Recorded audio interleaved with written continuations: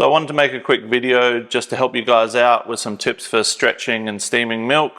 Obviously milk makes up about 85 to 90% of your beverage, so we want to make sure we're getting it right, especially a lot of flat white latte drinkers in Australia. We want to make sure it's really on point. So I'm going to do a bit of a what to do and what not to do. Obviously try and use some good quality milk, full fat. Fat pairs really well with nice chocolatey, caramelly coffee. So if you're having dark roasted coffee, get some really nice milk.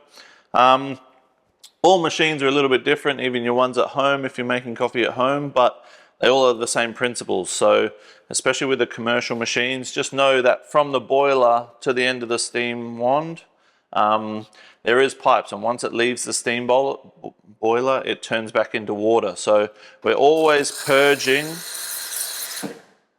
purging our steam wands before we start, because obviously you can see there, otherwise we're adding a whole bit of water to our coffee. We don't want to water down our coffee.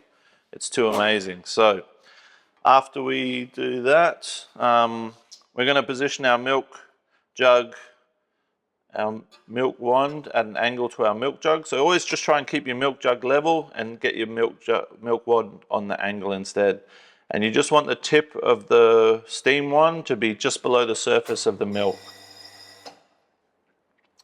So when we start, we're always lifting the jug up to the right position, and then we can move it up and down just using our hands. So try and find something to rest on, so we've always got really good control of the jug.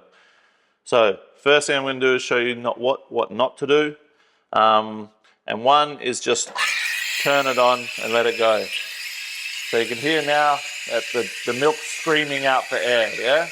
So if we don't give it to it, we're just going to end up with really hot, unfrothed milk. So we want to introduce that air to make sure that we can get that really nice silky texture.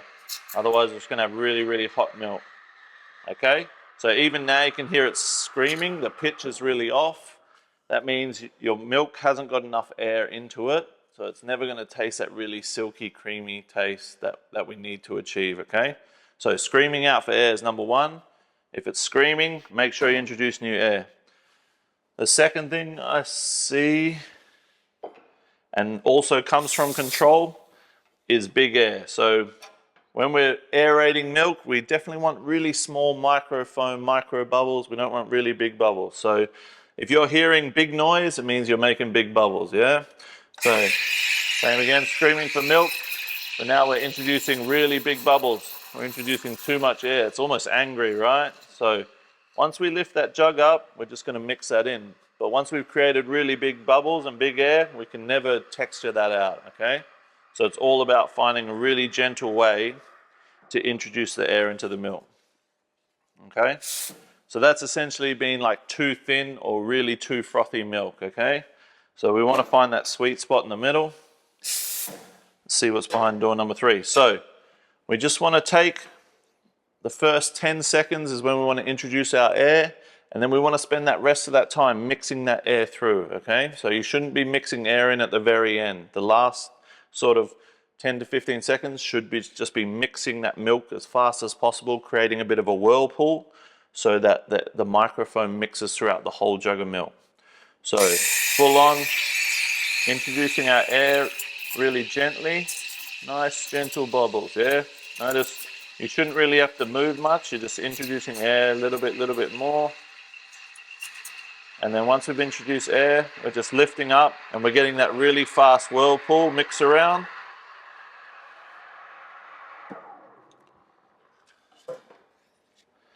And then we've managed to mix that foam in really well.